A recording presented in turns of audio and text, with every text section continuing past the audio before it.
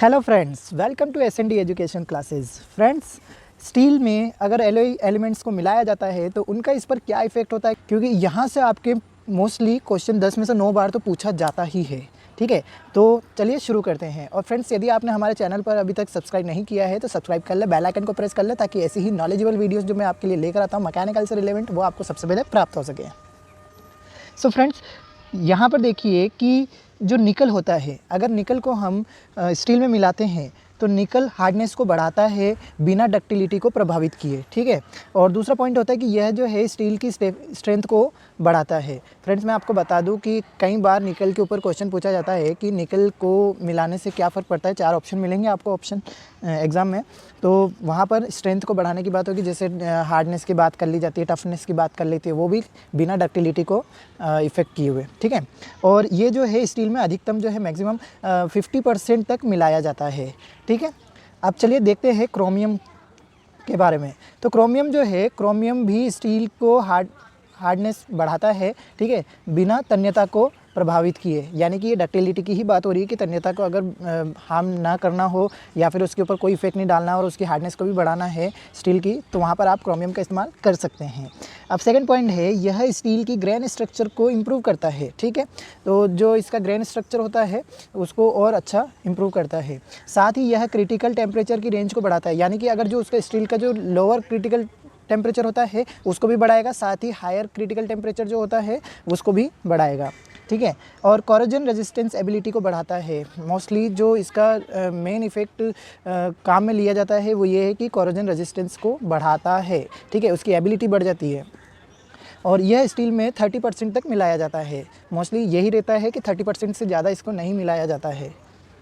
अब एक मैं आपके लिए यहाँ पर स्पेशल पॉइंट बता देता हूँ जो कि आपके बहुत ही काम का है। निकल और क्रोमियम को एक साथ मिलाने पर टफनेस हार्डनेस बढ़ती है और डक्टिलिटी पर इसका कोई फ़र्क नहीं पड़ता है। तो ये बात मैंने आपको अभी बताया है, ध्यान रखिएगा। अब देखिए, मैंगनीज़ की बात करते हैं तो मैंगनीज़ एक बहुत अच्छा डीऑक्सीडाइजिंग एजेंट होता है। ठीक है, और यह जो है डीसल्फ्यूराइजिंग का कार्य भी करता है, यानी कि सल्फ़र के जो प्रभाव पड़ते हैं स्टील के ऊपर, है ना, क्योंकि सल्फ़र जो है वो मैं आगे बताऊंगा उसके बारे में, तो उसका जो इफ़ेक्ट है उसको ये डीसल्फ्यूराइजिंग करने का काम करता है। ठीक है, और 1% से ज़्यादा स्टील में मैंगनीज़ होगा तो ये जो स्टील कहलाता है वो मैंगनीज अलॉय स्टील कहलाता है। अब देखिए, जो फोर्थ पॉइंट है, मैंगनीज को स्टील में मिलाने पर स्टील की क्रिटिकल टेम्परेचर रेंज को कम कर देता है। ठीक है, तो देखिए वहाँ पर क्या हो रहा था, जैसे क्रोमियम की बात हो रही थी तो वहाँ पर रेंज बढ़ रही थी, यहाँ पर क्रिटिकल टेम्परेचर की जो रेंज है वो घट जाएगी, ये ध्यान रखिएगा। अब देखिए, जो सिलिकॉन की बात करते हैं तो सिलिकॉन भी स्टील में मिलाने पर डीऑक्सीडाइजिंग का कार्य करता है। और सेकंड जो इसका पॉइंट है, सिलिकॉन मिलाने से ब्लो होल्स और एयर पॉकेट नहीं दिखते। ठीक है, तो ये भी ध्यान रखिए कि जैसे कई बार स्टील के अंदर अगर ब्लो होल्स और एयर पॉकेट बनते हैं तो वहाँ पर आप सिलिकॉन मिलाएंगे तो ये नहीं दिखेंगे। ठीक है, अब वेनेडियम की बात करें तो वेनेडियम का उपयोग जो है ग्रेन स्ट्रक्चर के आकार को परिष्कृत करने के लिए, यानी कि जो उनका साइज़ है, ग्रेन स्ट्रक्चर का साइज़ है, उसको और ज़्यादा फाइन करने के लिए इस्तेमाल किया जाता है।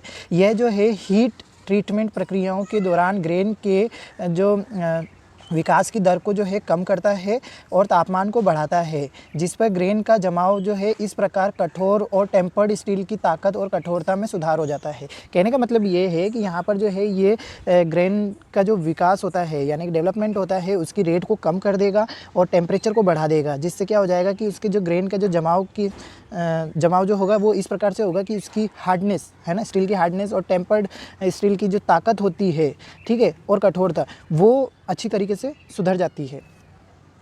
अब थर्ड पॉइंट है, वेनेडियम का उपयोग जो है नाइट्राइडिंग, हीट रेजिस्टेंस उपकरण और स्प्रिंग स्टील्स में अन्य मिश्र धातु तत्वों के साथ किया जाता है। तो ये पॉइंट बहुत इंपॉर्टेंट है, ध्यान रखिएगा।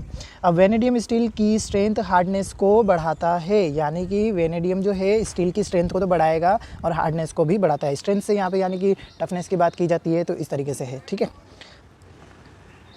अब मोलिब्डेनम की बात करते हैं। हमारा 6 पॉइंट है, मोलिब्डेनम को जो है यहाँ पर निकल क्रोमियम के साथ मिलाया जाता है, इससे स्ट्रेंथ, हार्डनेस व टफनेस बढ़ जाती है। देखिए, मोस्टली जो है स्ट्रेंथ तो बढ़ ही रही है, लेकिन हम अगर ऑप्शन आपको मिलता है एग्ज़ाम में तो वहाँ निकल ऑप्शन ज़्यादातर आपको मिलता है, ठीक है, ये याद रखिएगा। लेकिन जो मोलिब्डेनम का मेन इफेक्ट पड़ता है वो ये होता है कि इससे स्टील की मशीनेबिलिटी बहुत ज़्यादा बढ़ जाती है, ठीक है फ्रेंड्स। तो मशीनेबिलिटी को अगर आपको इम्प्रूव करना है तो वहाँ पे आप मोलिब्डेनम अगर स्टील में मिलाएंगे तो वो अच्छी तरीके से हो जाएगा।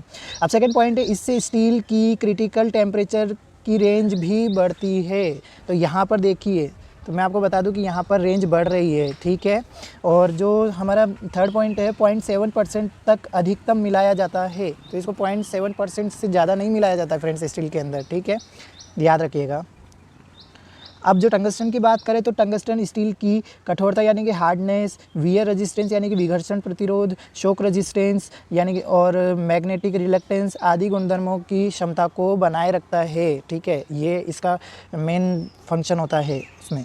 और ये जो है रेड हॉट हार्डनेस एबिलिटी को बहुत ज़्यादा बढ़ा देता है, ठीक है। तो ये बहुत ही इंपॉर्टेंट क्वेश्चन हो जाता है कि अगर आपको रेड हॉट हार्डनेस को अगर बढ़ाना है तो स्टील में आपको क्या मिलाना होगा। तो ऑप्शन जो भी मिल जाए तो उसमें अगर टंगस्टन हो तो लगा दीजिएगा, ठीक है फ्रेंड्स। और मशीन टूल में ज़्यादातर टंगस्टन मिला होता है, ठीक है।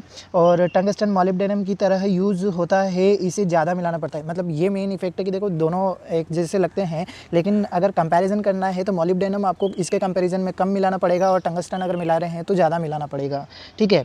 और 22% अधिकतम इसे स्टील में मिलाया जाता है। तो इसका जो एक परसेंटेज फिक्स किया गया स्टील के हिसाब से तो वो 22% होता है कि 22% से ज़्यादा नहीं मिलाया जाता इसको।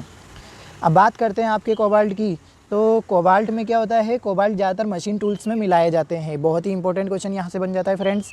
और सेकंड जो पॉइंट है, जहाँ हाई कटिंग स्पीड की आवश्यकता होती है वहाँ पर मशीन टूल्स में हाई टेम्परेचर जनरेट होता है और वहाँ पर स्टील में कोबाल्ट मिलाते हैं। तो अब देखिए क्या होगा कि आप जैसे कि हाई कटिंग स्पीड की आवश्यकता होती है तो वहाँ पे टूल उतना वर्क करेगा, लेकिन टेम्परेचर के कारण क्या है वो उसके ऊपर नेगेटिव इफेक्ट आता है। तो ये क्या कर रहा है, उसके टेम्परेचर जहाँ पे जनरेट होता है वहाँ पे अगर उसमें स्टील में अगर हम इसका इस्तेमाल करते हैं तो कोबाल्ट क्या कर देगा, उसके टेम्परेचर की रेंज को बढ़ा देगा ताकि अगर वो गर्म भी हो जाए तो भी उसकी शार्पनेस बनी रहेगी, ठीक है। और इसे स्टील में मिलाने पर हॉट हार्डनेस बढ़ती है। समझ में आ रहा है, मतलब हॉट हार्डनेस का मतलब ये है फ्रेंड्स कि गर्म करने कितना भी गर्म हो जाए तो उतनी रेंज में अगर रहेगा तो आराम से जो है आप आसानी से कार्य कर सकेंगे। अधिक हीट जनरेट कटाई करने के दौरान जो है कटाई एज जो होता है, कटिंग एज जो होती है वो शार्प रहती है। तो मैंने आपको बता दिया, ठीक है। तो ये बहुत ही इंपॉर्टेंट है कोबाल्ट, इसमें कई सारे क्वेश्चन बन जाते हैं, ध्यान रखिएगा। अब जो मैं बता दूं कि आपको कोबाल्ट जो है 12% से ज़्यादा अधिक नहीं मिलाया जाता है फ्रेंड्स। ये एक इम्पोर्टेंट यहाँ से बन जाता है। अब एक नोट और देता हूँ मैं यहाँ से आपको कि मैग्नीज, टंगस्टन और कोबाल्ट ज़्यादातर मशीन टूल्स में मिलाए जाते हैं। एक वेरी इंपॉर्टेंट क्वेश्चन यहाँ से बन गया फ्रेंड्स कि मशीन टूल्स में अगर अधिक कौन से मेनली जो है एलिमेंट्स मिलाए जाते हैं, तो मैग्नीज, टंगस्टन और कोबाल्ट, ठीक है। तो ये याद रखिएगा। और जो 9th पॉइंट है हमारा कॉपर। तो कॉपर जो है क्रिटिकल टेम्परेचर की रेंज को कम करने का स्टील में कार्य करता है और ये जो है एटमॉस्फेरिक टॉरिजन को जो है कम करने का कार्य करता है, ठीक है। क्योंकि आप सभी जानते हैं कि जो है यहाँ पे अगर कोई मतलब स्टील के अंदर जो है आपके अगर जंग लगने का ऐसा इफेक्ट होता है तो वहाँ पे अगर कॉपर को मिला दिया जाए तो लंबे समय तक जो है नहीं लगेगा जंग।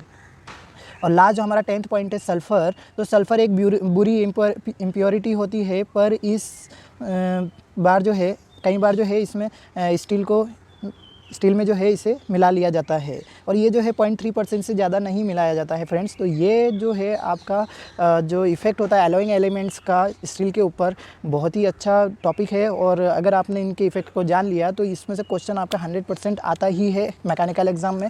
तो आई होप कि आपको ये वीडियो काफ़ी अच्छा लगा होगा। और वीडियो अच्छा लगा हो तो लाइक, कमेंट और शेयर करना ना भूलें। साथ ही हमारे चैनल को अभी तक आपने सब्सक्राइब नहीं किया तो सब्सक्राइब कर लें।